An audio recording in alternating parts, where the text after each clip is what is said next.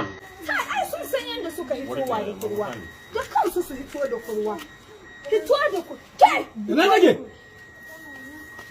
Bata ta ce miki Hadiza show. Bata ta fito da mutum taurin kan bala'i da kuma ai yau in taurin kai ba taurin kai gare ki ba ko uban ni gare ki sai fito da shi.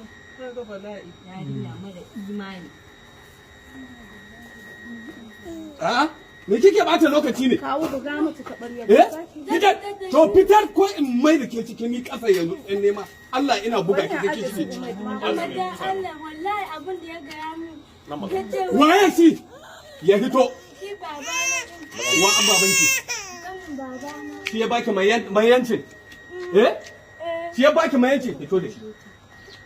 Fito haka ce. A wai a boye ne yayi. Fito da shi ne. Fito da shi ne. Fito da shi. Karye ta za kai kawo. Dan ta ji an ce ba a dukan ku. Ba a duka. Ba a duka? Ba a duka. Cikin mutunci ta hito da ita. Ai ba ta da mutunci. Ku fito. Ku fito na ce. Ku fito ina baba ne. Ku fitar da su.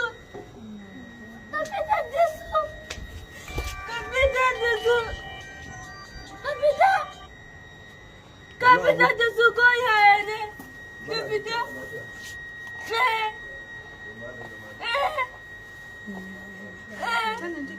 To, wallahi da gaske ne.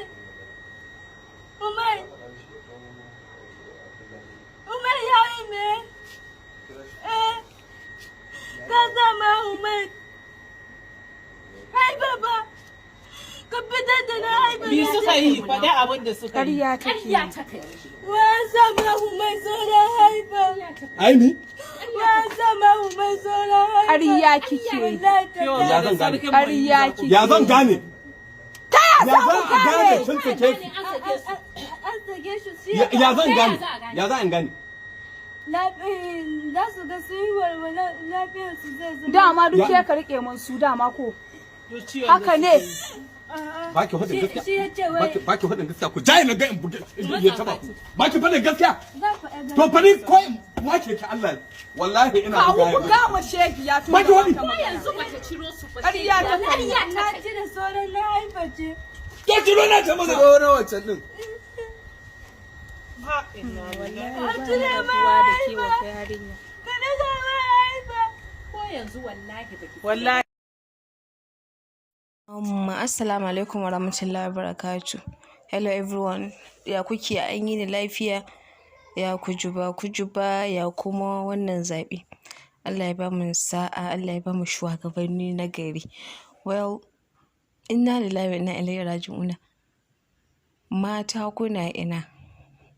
Ina masu ƙaryar kuɗi a ɗauko 'yar aiki? Ina masu ƙaryar wai da ƙatoto? Ba zan iya aikin nan duka ba. It's too heavy to me, ya min nauyi.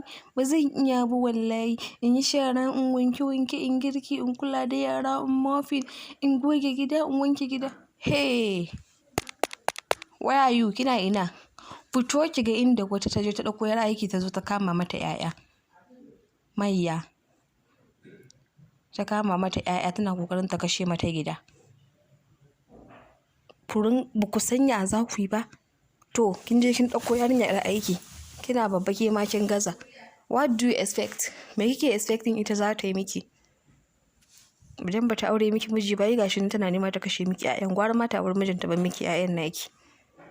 Da Allah mu ringa sanin ya rayuwar nan take ciki hajiyata. Taimako ne idan ka ɗauko ka taimaka wani. Amma hajiyata ba wani magana 'yar aiki. Zige ƙarfinki, kar ki zama laziness. Kullum kina shakaf, ta goya miki 'ya'ya, ta miki shara, ta miki wanke, kullum kina shakaf.